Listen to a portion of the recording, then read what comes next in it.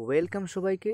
Thumbnail দেখে already তোমরা সবাই বুঝে গেছো যে আজকে এই ভিডিওটা খুবই ইন্টারেস্টিং হতে চলেছে, কারণ এই ভিডিওতে আমি বিখ্যাত বাঙালি কবিদের বা লেখকদের ছদ্মনাম সম্পর্কে ডিটেলস আলোচনা করতে চলেছি। ভিডিওটা এক বিন্দু স্কিপ না করে শেষ পর্যন্ত দেখার জন্য সকলকে অনুরোধ রইল, কারণ এই ভিডিওতে আমি বিশিষ্ট প্রায় অনেকগুলি বাঙালি কবি এবং লেখক সম্পর্কে আলোচনা করতে চলেছি। তাই শুরু করা যাক। বাংলা ভাষার সর্বশ্রেষ্ঠ কবি বা লেখক রবীন্দ্রনাথ ঠাকুর, যার ছদ্মনাম হচ্ছে ভানু সিং।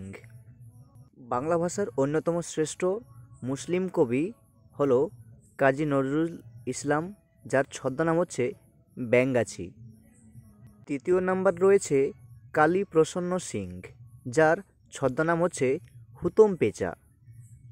চতুর্থ নম্বর রয়েছে বিমল ঘোষ, যার ছদ্মনাম হচ্ছে মৌমাছি।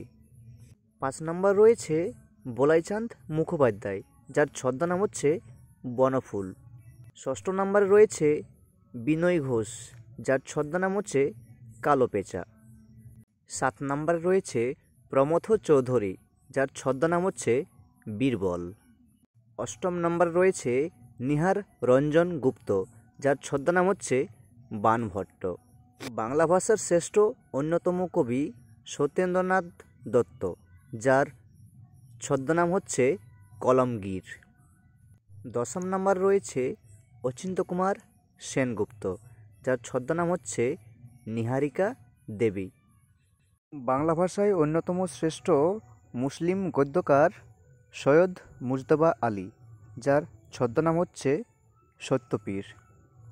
বাংলা ভাষায় অন্যতম শ্রেষ্ঠ শিশু সাহিত্যিক সুকুমার রায়, যার ছদ্মনাম হচ্ছে তাতা।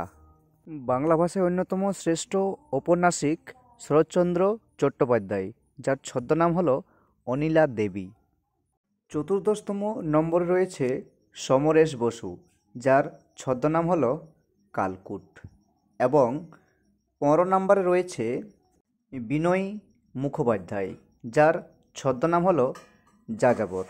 তো বন্ধুরা, এই ছিল আজকের ভিডিওর বেশ কিছু গুরুত্বপূর্ণ কবি, সাহিত্যিক এবং লেখকের ছদ্মনাম।